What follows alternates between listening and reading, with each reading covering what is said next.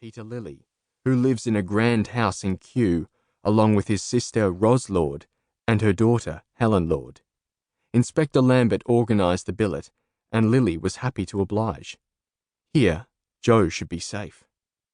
In a decision that will put both their lives at risk, Joe and Helen are sent to Port Fairy, a small seaside town near Wanable, to investigate the bizarre double murder of a brother and sister.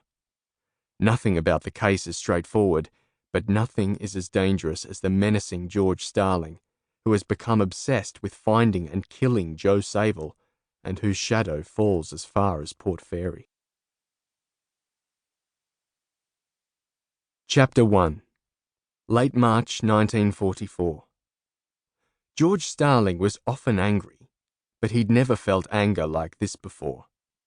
Usually his anger subsided to allow him some breathing space, some time to think clearly. This time there was no relief.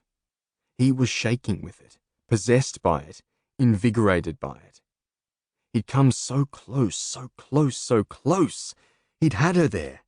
He'd run his hand up her thigh and seen the intoxicating fear in her eyes as he'd played around her lips with his stinking filleting knife. It had come to nothing, and worse than that, much worse than that, he'd had to run away. He'd never run from anything in his life. As a child, he'd endured his father's beatings and had met his verbal abuse with silence rather than give him the satisfaction of seeing his son cringe. But that night in Port Fairy, it had been run or die. Well, he had no immediate plans to die. He had plans for other people to die, and his list was growing. Sitting at the top was the Jew policeman Joe Sable, and just below him was that fucking ugly bitch of a policewoman Helen Lord. Just knowing their names and being able to say them out loud kept the furnace of his fury fueled. Joe Sable, Helen Lord. Joe Sable, Helen Lord. He'd find them, and when he did, he'd cut out their tongues so they couldn't scream, and then he'd take them slowly, slowly to their deaths. Starling picked up his filleting knife and examined the blade. It still smelled of fish guts. Gutting fish was a job he'd never have to do again. He had £5,000 taken from his dead father's house and a motorcycle. He had no petrol rations, but money trumped rations, and where it didn't, a filleting knife was an eloquent persuader. Joe Sable and Helen Lord had seen his face. This troubled him. He imagined that a description of him would have been circulated among police stations, and a police artist had doubtless worked up a likeness. All the police had to do was show this to his landlord in Port Fairy to determine its accuracy. He could grow a beard. He knew this would only take a few days. His beard shadow was dark and heavy, but it wouldn't do as a disguise. They'd be expecting that. Starling had come to the place he'd come to since childhood. It was a remote and secret place. In all his years of coming here, he'd never seen another person. It was a cove, a few miles from his father's house in Mapunga. Burning that house down had been a moment of keen joy.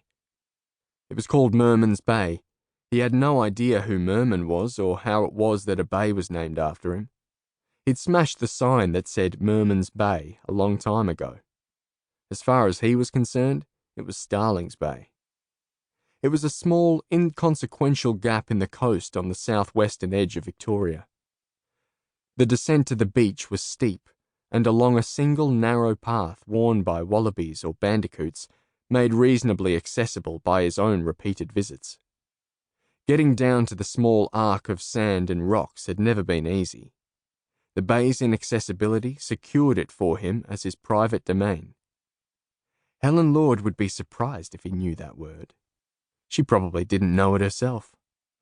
Well, maybe she'd find out that he was a lot smarter than she was, a lot smarter than Joe Sable, a lot smarter than all of them.